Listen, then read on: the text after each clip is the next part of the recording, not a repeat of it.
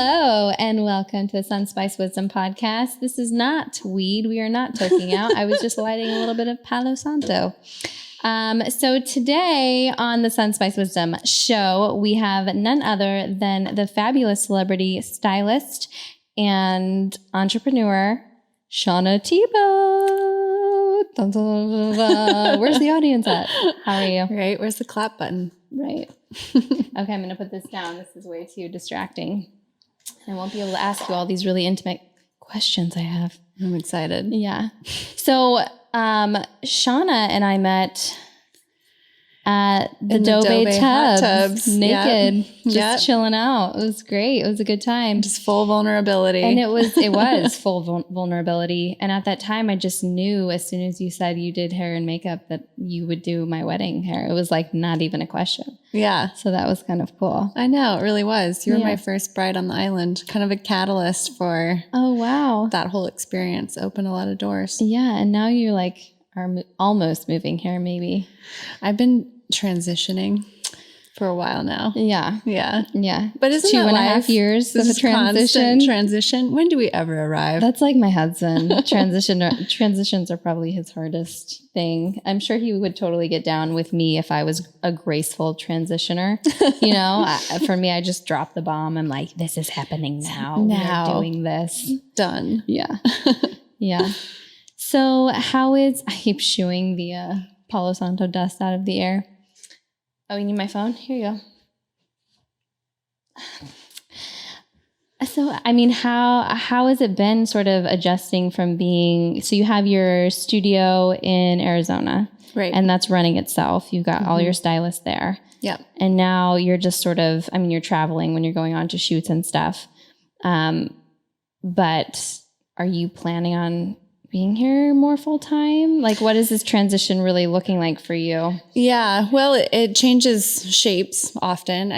Current state of things has kind of helped propel that forward a little bit, which I'm happy about. Yeah. I think my dream is to have my own independent kind of creative studio on my land, but which I totally see it. I can too. See you just I'm so rolling up. You're like in your garden. Yeah. You've got maybe a dog barking or something, and all of a sudden someone's rolling it in, and you're like, "I'll be there in a minute." Right. As you're like taking your dirty boots off. And totally, where creating can kind of take multiple forms, and I have a hard time kind of sticking to one stream. So I want one space that allows me the room to do whatever I'm interested in at the time. Yeah. But that being said, I think now that we're kind of up to our elbows in building projects, we're realizing that she's building a yurt and a bathhouse. And a bathhouse. You already built the yurt. Yes. That bathhouse is next. Bathhouse is halfway done. Yeah. We're kind of new at all this, so it's hard to determine timeline. At what point did you know, your shoes are cute. What point did you know that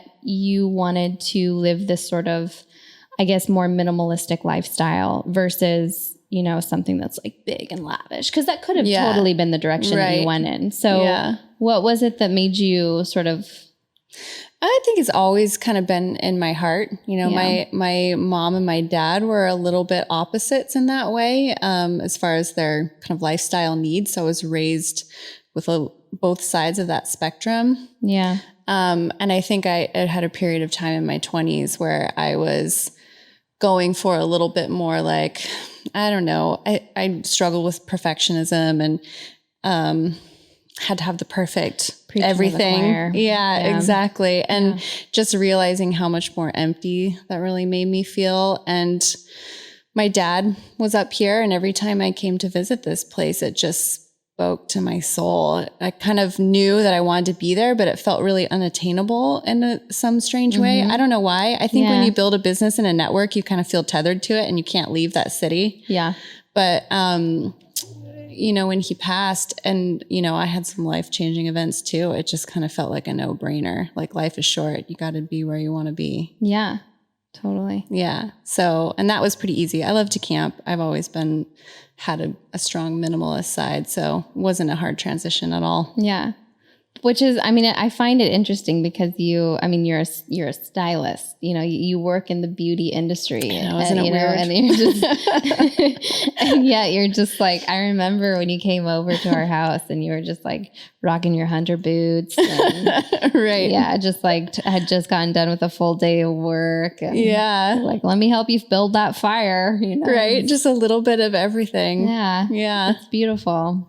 I know. I often, I think, struggle a little bit to marry those two passions in my own head because I don't do my hair or makeup or even really get dressed that much like on a regular basis. Like I like to just be in the woods and working on projects. And I don't like to spend my time in the beauty arena, but I feel like I have a talent for it and I love the human aspect of it. And I love being able to be there for people like in their events or milestones. And so it's more of it's a social component of my life for me, not necessarily passionate about the beauty industry. The perfectionist. That exactly. Is the stylist. Right. Piece. Yeah. Embracing the undone. Yeah. Yeah. That's great. I should take some notes in my own life around that and perfectionism because that is it's a constant struggle and awareness. Yeah.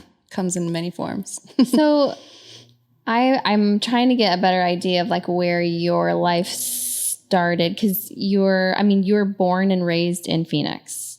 Born in Southern California. Okay. Until I was about 5. And then my mom divorced my dad and we relocated to Phoenix. And what was that like? I was 5, so there's not like a huge memory of it. Uh-huh. I mean, I definitely remember it. And it's funny how resilient you are as a kid. You don't really notice that like, oh, this is a weird thing that's happening. It's just something new. Yeah. Another day, another event. Yeah. I remember when I had the same sort of thing. It was kind of like a new adventure. Yeah. Here we go. We're taking a moving van to Phoenix. Yeah. But my parents had a pretty good relationship despite the fact that they didn't want to be married anymore and, split custody. And we would go on crazy adventures with my dad and have a normal PTA sort of lifestyle with my mom. So it was interesting to have both sides of those growing up. Nice. Yeah. And so what did your mom do as a single parent in Phoenix? Or did she was a school teacher. She met my stepdad pretty right away, and he's an educator as well. So they were both kind of in that arena. So she taught elementary school. And I think I was a little hard for her because I was kind of a wild child. Mm-hmm. And my dad did not have a strong educational background. He's always very sharp and self-taught, but not a traditional student. And I think when she saw me kind of following those lines, it made her nervous as a teacher. But hey, I turned out okay. Yes, you did. I think better than okay. So you're in Phoenix. You go to a regular high school, I assume. Yeah, public school. Okay. My mom was a public school teacher. Okay. Mm-hmm. And then did you go to salon school? Or I did. What school did you go to? Cosmetology School, Karstens. Oh, cool. Yeah, they have I like I know that. Oh, that's great. Yeah. Awesome. They have a Manhattan location and a Phoenix location. Random, but nice. Mm-hmm. It was a good school. What part of Phoenix is that? I mean, I know like there's like Tempe, which I think of it all as Phoenix, Right. It is all Phoenix proper, but the location I went to was in Tempe, so close to like where ASU would be. Oh, it's Tempe. Yeah. I said Tempe. A lot of people say Tempe. Yeah. Like the grain protein. Yeah. Tempe. That is grain, right? Tempe? Tempe. I always thought Tempe was like a soy product mixed with something. Oh. Yeah. I think. Google I used to later. get strips of it at the farmer's market in Southern California. It was really good.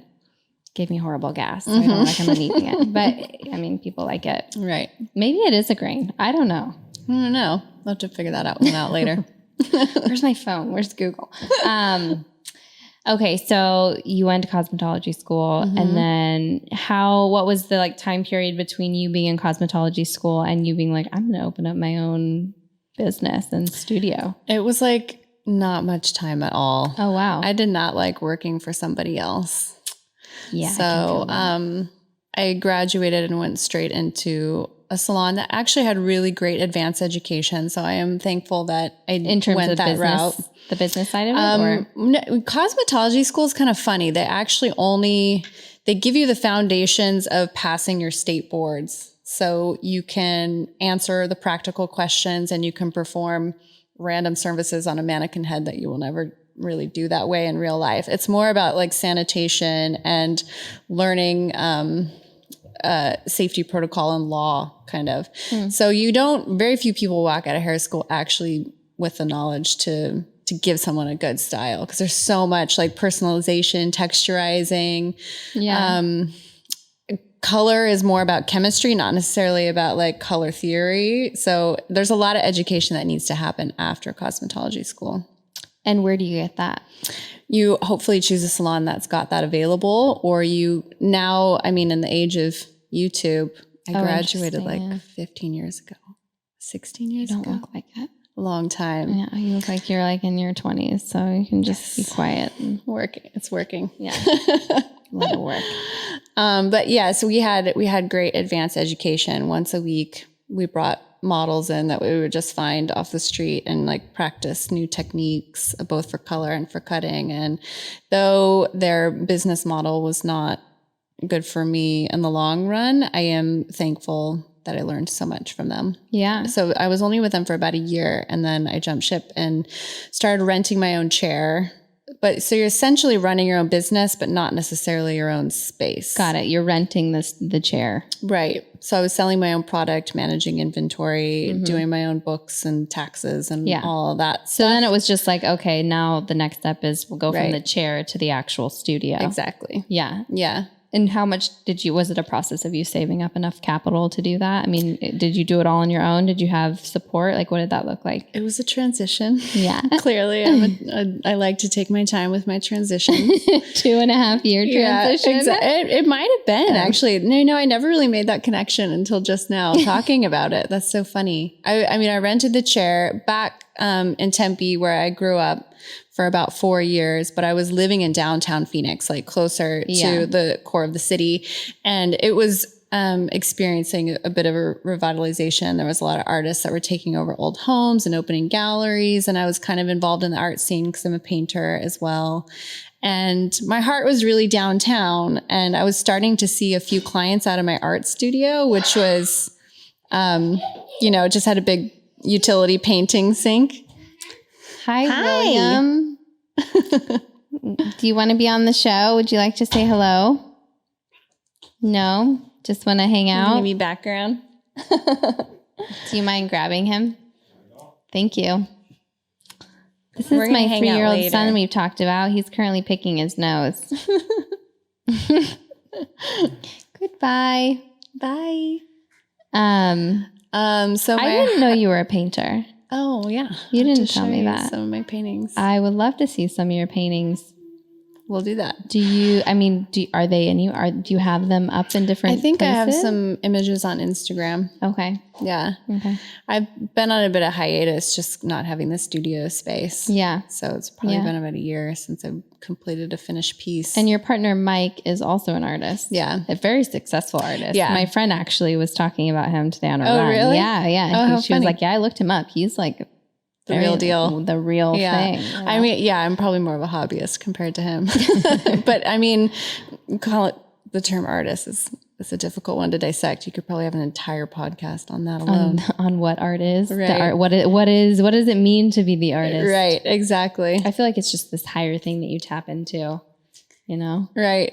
When I think of I always put it in the form of the goddesses, like Saraswati is this beautiful, she's the mind, completely open, able to receive whatever it is that wants to come in and work through her. Yeah. I always feel like that is totally me. And sometimes she's not around for years. Do you find that it requires an action, or is it perception only? I think you can invoke it if you want. Yeah. If you want to call that in, I think that is where you could say you would have power. At least for me, I feel like I have power when I make the decision and I'm in alignment with what I want and I want her to come in. Yeah. but it takes some dedication, and she'll come in all different forms. I would say my artistry right now just happens to be talking to people, you know, and it is a form of art, you know, absolutely. Whereas before it's been singing, before it's been dancing, before I didn't know you were a singer. Yeah. Do you want to sing something for us on the podcast? Probably not today. I mean, usually the fall. I find it funny how we all like move into these different places with the seasons. Right. Do you find that happens to you? Like where you'll like move into like, I mean, naturally in winter you move into a more like reclusive place, but do you notice from as being an artist, do you flow with the seasons at all? I know that when the season, I guess in Phoenix there aren't a lot. Yeah, that's what I was just thinking. I'm like hot season. And then hot. I mean, it cools down in the winter, which is nice. I mean, that's when everyone comes out of their shell in Phoenix. Is the winter time. It's the opposite. Oh, interesting. Yeah, because you can actually enjoy yourself outside, and the sun's still shining, and it's nice. Properly. Yeah, it's actually the winter time in Phoenix is a lot like the summertime here. It's like 70s, chilly at night. Interesting. Yeah. I guess you should come check it out. Yeah, maybe I should go to Phoenix in the wintertime then. We were looking at going to Sedona and kind of doing a little, is it colder up there? It's probably colder up there. It's a little higher elevation, yeah. A little chillier. Yeah. They get snow sometimes too. Yeah. Yeah. And that's not what I want to do in the wintertime. Yeah. But I do notice that with the season, when the seasons are transitioning, I feel like I kind of like come alive and look around. I'm like, what needs an adjustment? It's like I spring clean in between every season. Yeah. If that makes sense. Yeah. Just naturally, you just do it. Right. It's funny. Time for a shift. Yep. So, okay. So you have you're in Phoenix. You have this new salon. Mm-hmm. We don't have to talk about what year it is. People guess, you know. Right. It's on the website. And then at what point did you start bringing more people in? I was probably about 4 years in. I was doing a lot more freelance. So I was peppering in photo shoots almost 5 times a week with my clients as well. So it was not necessarily a storefront business. I shared it with my partner at the time who was a photographer. And that was kind of a nice little This is not your current partner, someone else. No. Yeah. Clearly I've got a photographer habit. Wow. I know. Well, you like a man with a good eye. Nothing wrong with that. So when that started to really wear me out, you know, because photo shoots, I mean, they change 24 hours prior. You have to really be flexible and on your feet, and rearranging that schedule with my clients was just kind of started to grind on me. I was like, I want something more regular. And so I, decided to make it more of a storefront. I'd always been a collector of vintage, and I love like handcrafted like goods, jewelry, lifetime objects. Yeah. You know? And this is where your shop is just so cool. And I've only been able to see pictures online because I need to get my butt down to actually see it. But this idea that you would have this almost retail experience. Wow. Yeah. I thought that was brilliant. Was that something you just came up with, or was that something you had seen someone else do and you were like, I'm going to take that same model and like make it my own? I mean, because it's so cool, and it makes so much sense where you're like, they're sitting there waiting for their color to get done, and they're just shopping away, spending even more money, which is, I mean, from a business perspective, brilliant, but also just a very unique experience. You know, I would love to be sitting in a spot like that. Right. I think it kind of happened organically, probably through the clothing, because I always kind of kept a rack of clothes in there for when I would do shoots and things in the space. Oh, interesting. Yeah. And then I would sell some vintage out of there, and it just kind of grew from there. And honestly, it's like, I love a good like pepper grinder or like a marble candle holder, you know. It's like, if I'm going to be seeking these things out myself and creating a curation for my own life, like why wouldn't I make that available in Phoenix? Because there wasn't a lot of that yet. And I feel like getting out of that mindset of like fast consumerism was something that I wanted to promote. Like, spend a little bit more money on something that's handmade with love and have it forever, and give it to your kids so that actually retains the soul of your life and you pass it along. Yeah. Like, I just loved that. So that's why I wanted to make that space. Yeah, no, it's very cool. It's awesome. Thank you. I'm still thinking about this. Well, you know what I actually started thinking about as you were talking was this idea, because you were talking a lot about like who you are as a person, and how that's that's obviously infiltrated within your business. Right. And you can see it online when you go to your website, which, by the way, her website is mercantile.com. PhoenixMercantile.com. PhoenixMercantile.com. So anyone who's watching, you definitely want to go check her stuff out. It's very cool, very eclectic, like minimalist, edgy, and like fun, right? I mean, right. Yeah, it's super fun. I don't know if how would you describe your own? Oh, my own aesthetic. It's hard to pin down on any given day, but definitely like I like things that are timeless, but not necessarily so minimal that they would enter into the realm of modern. Yes. Kind of like the absence of over embellishment in design is something that's kind of been important for 100 years or more. Yeah. So it doesn't necessarily have to be modern per se, but I like that mixture of found and created and raw textures and textiles and materials. No wonder you're up here in the Pacific Northwest. Yeah, exactly. Yeah. It makes a lot of sense. Perfect. It totally does. Me, I'm like, bring on all the gold. I'll take all the gold. I love me some gold too. Okay, so you have this fabulous shop. You're with your photography boyfriend. And how long were you guys together? That was actually before I created the shop. So that was maybe kind of the primary impetus for turning it into a little bit more of a retail space. We decided to separate, and so the space became mine completely. And why did you decide to separate?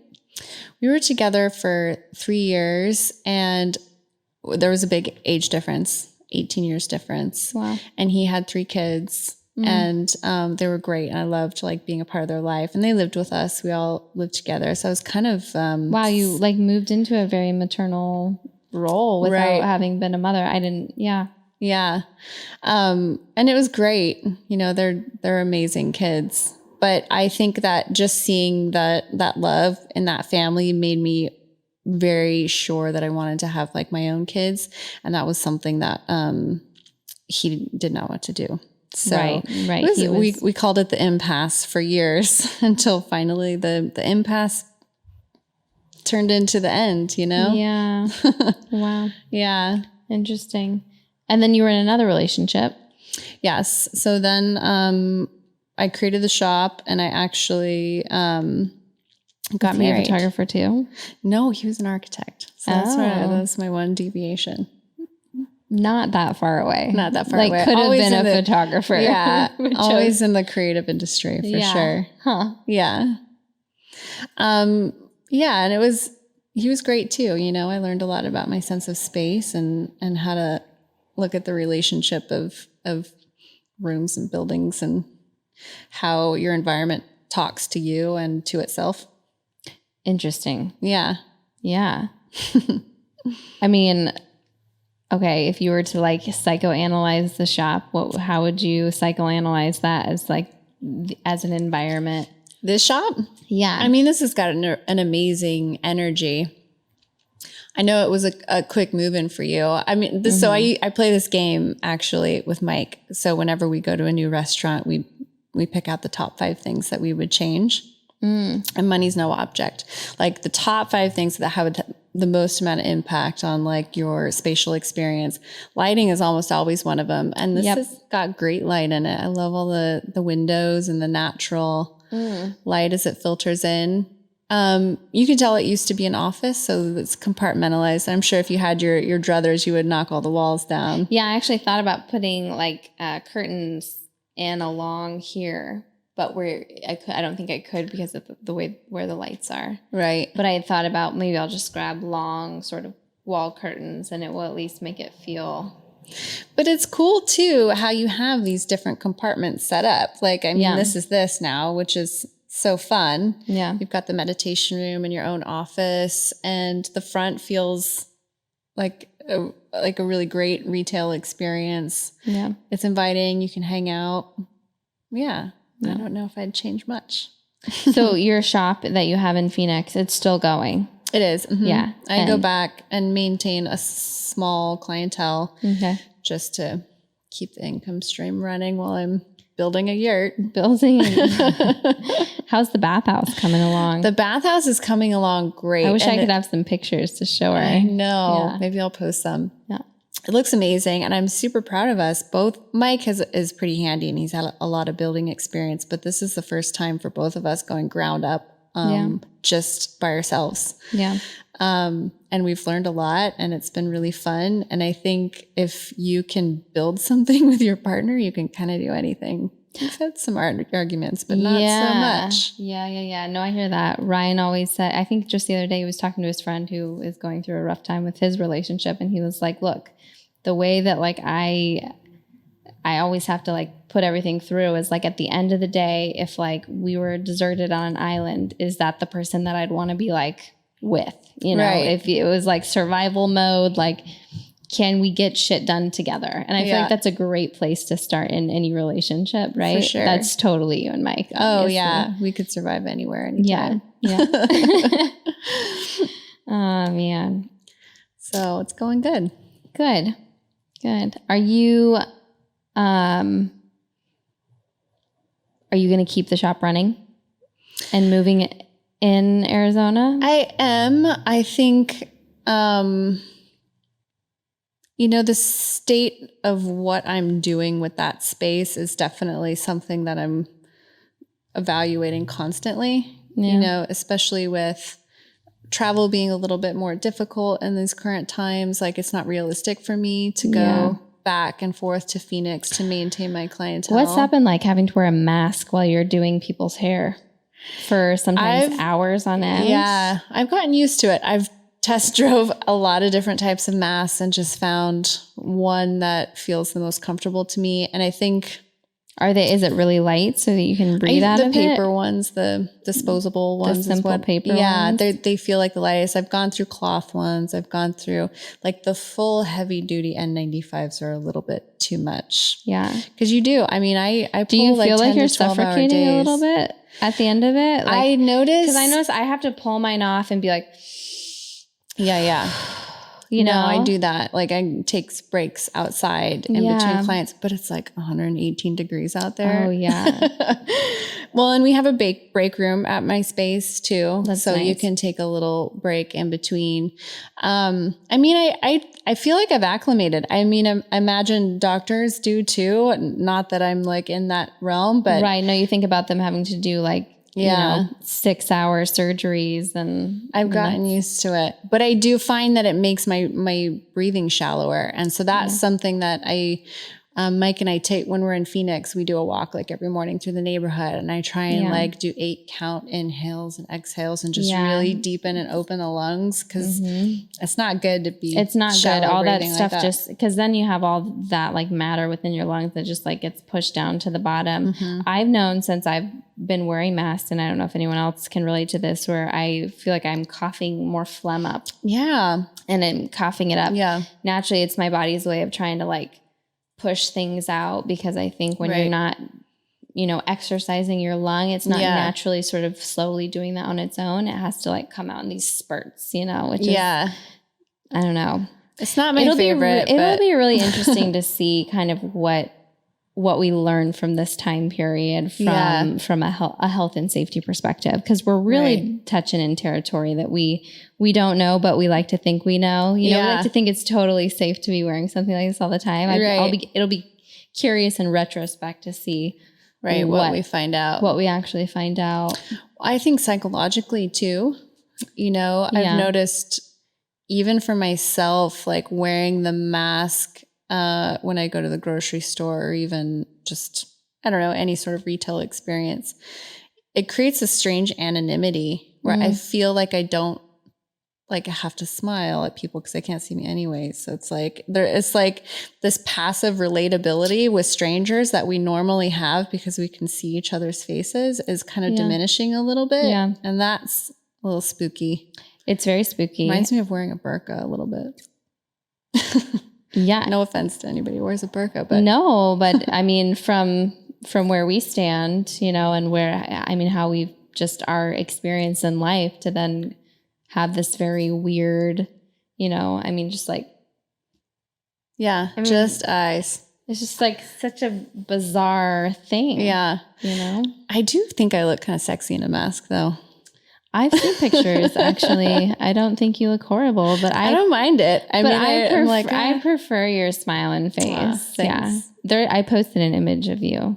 Shauna is also a Sunspice model, in case any of you guys were wondering. If you go to the Sunspice Shop Instagram page right now, you'll see a wonderful image of her getting ready to down some mind. I saw that this morning. That turned out so good. It's hard to get a good photo of me. I got a few. But you did a good job. Yeah. I have a couple of us actually like trying to drink it together. And that was when I was like, I think this is not appropriate to post, but I still have it. I'll send it to you.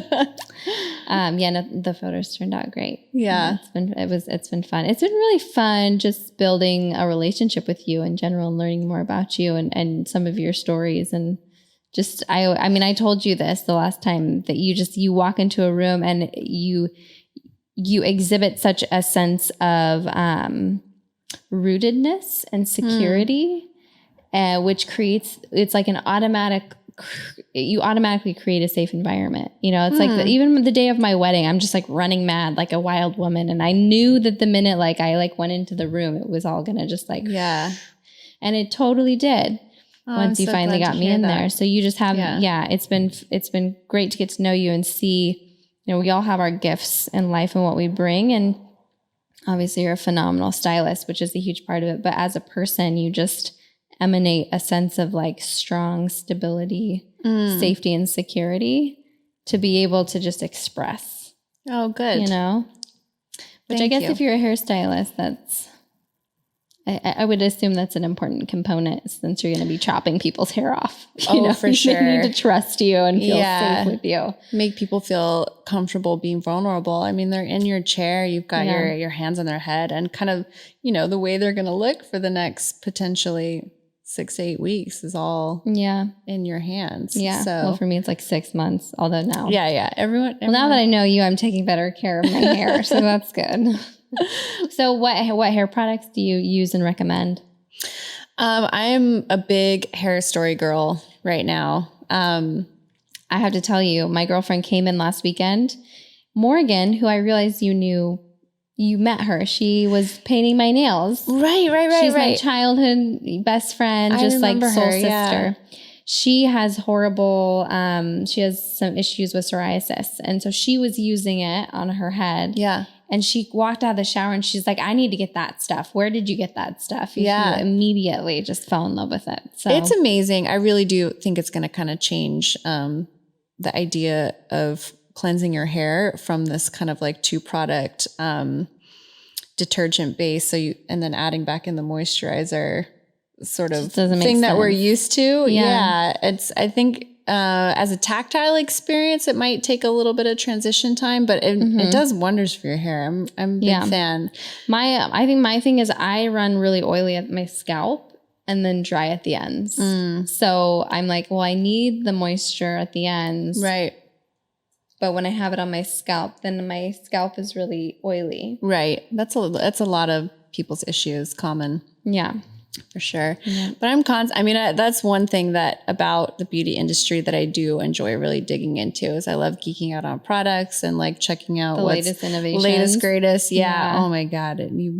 You should see my pile of products. It's insane. Really? Yeah. Oh man. Do you still work with Aveda though? I still work with Aveda, and my salon in Phoenix is all Aveda, and they've gotten a very extensive product line. I love their color. Yeah. Just as an artist, the way that their system is laid out is like just really works with my mind. But I'm also kind of like peeking into some other color lines that are for the island specifically. I want to create my space kind of out in the woods, and we're looking at being on septic. We're close to the sea here. And so I just want to make sure that those chemicals we're putting in the ground So, and there's some chemicals that are very specific to hair dye that can be not harmful to humans, but really detrimental for marine life. So I'm kind of like in the early stages of digging into that. Interesting. I didn't even think about that. You know, there's so many things we don't even think about in terms of how we're affecting our environment. Yeah, I know. My dad used to have this saying like, watch your wake. I always like that when it's a boating term, Yeah. but like wherever you're going, like look at what you're leaving behind. Meanwhile, I see face masks everywhere on the street now. It's just like all of a sudden it's okay to litter, you know? Right. It's like the same Face person mask. that was yelling at me for not recycling enough or like not doing something is like littering a face mask. I've seen a lot of them on the trails. I'm training for a big hike right now. So that's kind of funny.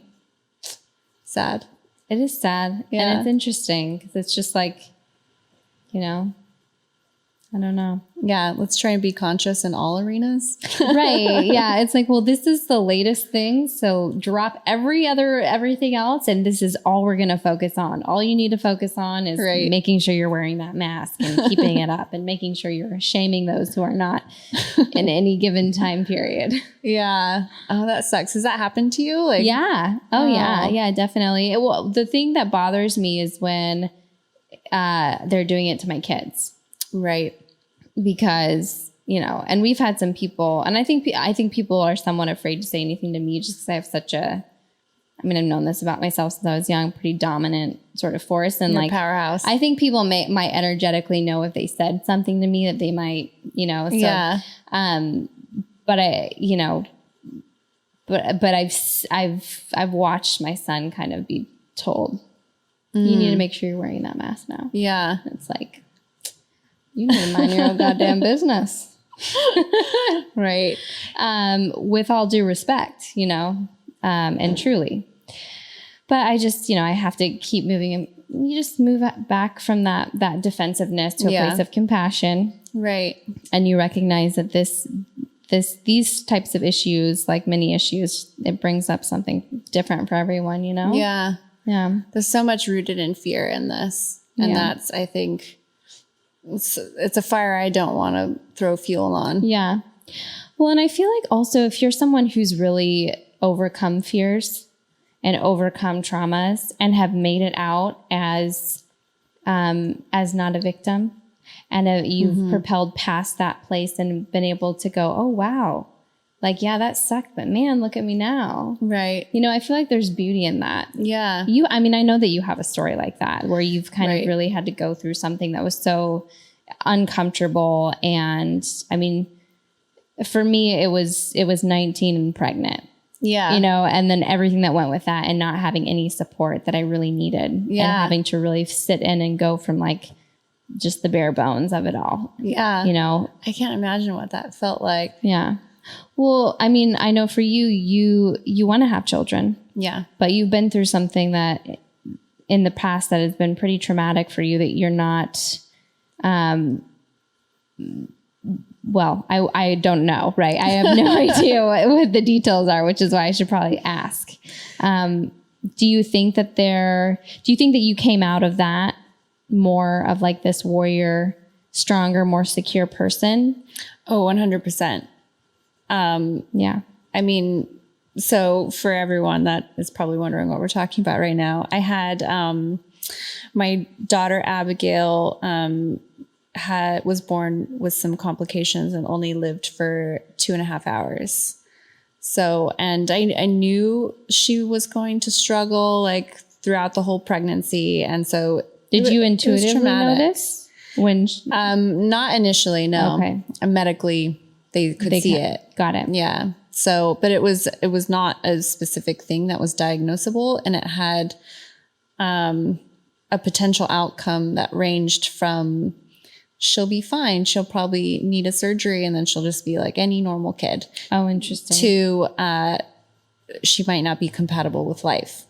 So it was just this extremely broad spectrum that didn't really leave me with a lot of option, and it, besides relinquishing total control, you know, and really sit in that fear, huh? Yeah. Exactly. I mean, terrifying, and pendulum swing between like total bring you to your knees fear, I cannot do this, to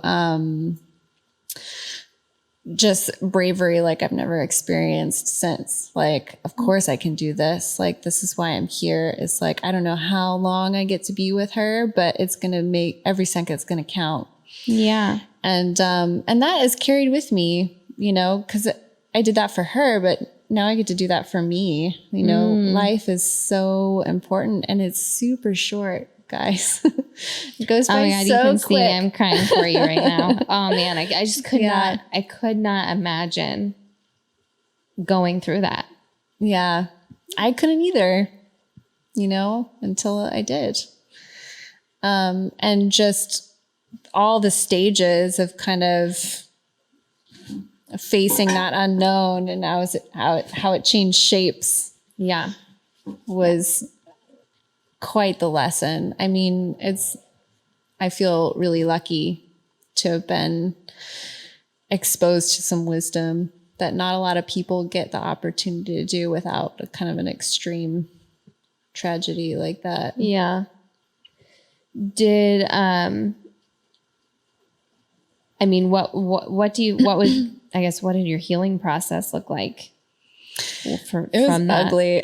Yeah. Yeah. And I think just, getting used to that, you know, I'm kind of like, I like to have goals and I like to make plans and steps for my goals. And it's going to look like this. And I've got every hour like planned down to the minute, and to just enter into something where you're just messy and unmotivated and like depressed and like just watch Grey's Anatomy all day long, you know, it's like, and you don't care if anybody knows. So yeah, it was messy and just letting that be it, because when something like that happens to you, you kind of just have to feel it. Yeah. It's like, you don't want to suppress it. Yeah. Yeah. Yeah. I mean, I went to therapy and dealt with grief in a number of different ways, but honestly, there's not a whole lot you can do but let time kind of do its thing. Yeah. Do you still feel connected to her? Oh, for sure. Yeah. She visits.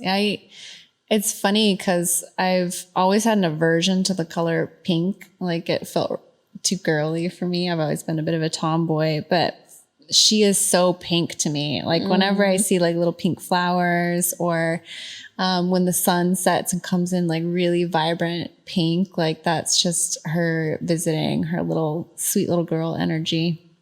Interesting. Yeah. And it's funny because she has a strong maternal energy too. I think because she did teach me so much about my own life. Like I like to talk to her as a mother, but also as, just like another female entity. Yeah. Like, Yeah. I was like, are you proud of what I'm doing? You know, I want her to be proud of me. Fascinating. Yeah. I find it so fascinating how these sort of experiences lead to a higher thought process. Yeah. You know, something beyond yourself. Right. Yeah. Wow. Yeah. Woo. Yeah. But you still want to have kids. Oh yeah. It's on the table. I feel like I was kind of born to be a mom. You know, I've always wanted kids. I think when I was younger, I wanted a really big family. I've always loved like these really chaotic kind of like dinner table families things. Yeah. And like, I love siblings and how they relate to each other. I'm a bit older now. I don't know if I've got the time for that. I'm just going to have to like have lots of friends with kids so they can make their, you're in the right these place. siblings. Yeah. But yeah, I'm looking forward to that. Cool. Yeah. Maybe we'll get pregnant at the same time. I know. Be fun. Exactly. I could do one more. Of course, my worry would be it would turn into two or something ridiculous. Twins. And I would love twins actually, because then I could get two done in like one swoop. That's true. My mom had twins, although it was after she had two. So she had like, you know, one who was just moving out of toddlerhood. Yeah. Or had just moved out of toddlerhood and was like naughty little boy stage. Yeah. And then me, who I was 4. Yeah. And didn't want to listen to her. Yeah. And then she had like 2. I remember I didn't ever get to see her reaction to it, but I heard that she just like came back with a picture to show my aunt. And she was, it was not the most enjoyable day, but I guess 4 kids would be a lot, Right. Because 3, if you've already had 2, you're like, okay, one more. One and then more, to you're find just out like, you whatever. had like your situation, maybe you'll have twins. Oh yeah, I don't think that needs to happen. One, although I've had weird, it's funny you talk about having a relationship with her because I have this weird sort of experience, and she shows up in weird ways in my life. It's almost like I think she might be close. Yeah. And then I feel like she goes away. Yeah. But I do strongly feel that if I were to have another one, that it would be a girl. And I think there's also a strong chance that I wouldn't have another one. Right. But she'll I already know what we would call her. It would be Juniper. And I remember like a few weeks ago, I randomly bought Sweet. juniper berries at the store. Yeah. Just because I saw it and I was like, I've never used juniper berries. So I bought them, and then What'd you do with them? I haven't done anything with them yet. It's more of a symbolic purchase. Yeah. And then I met a little girl, and she came up to me and was like, "Hi, I'm June." And I was like, "Oh, nice. It's short for Juniper." She was this cute little girl, and I was just like shooken up. By it, and it was wild, and it made me feel like, oh, maybe she's closer. But I've had a few experiences like that where like, she'll come in my dreams and then she goes away. Yeah. And I think part of it is internally too. I think I struggle sometimes with how I would, manage a business, and, how are you going to do it all? That sort of constant. Well, I think if I've learned anything, it's to try my best not to futurize too much, because it figures itself out. I mean, honestly. Yeah. So I don't know. Make it work. So, I mean, for you, do you have but you have a vision in your head of what it would look like, right? Like what the family looks like, right? And where you are. And is it on Orcas Island? Is it here? Yeah. I mean, what a better place to raise kids. Yeah. I've got some acres of forest, and they could just use their imaginations and run out and play. I have to put another yurt on top. Yeah, do right. a double like a hamster decker tube. Oh, you could do that. I was thinking of the whole double decker, that'd be interesting. I've heard of those. I haven't actually seen a double decker yurt. I'll have to check that out. Yeah. It's like a I like could a see hole that. in the center of it. Yeah, where they the already stairs have would the spiral skylight up or something. Huh. Yeah. We might just have a real house at that point. You're like, maybe by then the yurt was just like a fun passion project. I think the yurt would work just fine for like a little kid. Oh, totally. But at a certain point, I think we would get, time for a real house. Yeah. I do love the yurt though. Who knows? We'll just kind of see when we outgrow it. Like I'm pretty good at knowing when it's time for change in the yurt to really feel it. That's true. I haven't done that yet. Yeah. I've only kind of like dipped my toe in winter and then left again. Yeah, this year. Right. Well, Shauna Thibault, girl, my Thibault girl. It's been fun having you. You have to come back. I definitely will. We should talk about art. We should get Mike in here to talk about art. Mike should get in here to talk about art. Yeah. For those of you who don't know, Mike is her wonderful other half who, we'll have to get him in to talk. It'd be fun. That'd be great. Well, thank you guys for tuning in to today's Sunspice Wisdom podcast and show. We'll see you next time. I love how the sun is glistening in. I know. So we say goodbye. All right. Thank you guys for watching. We'll see you next week.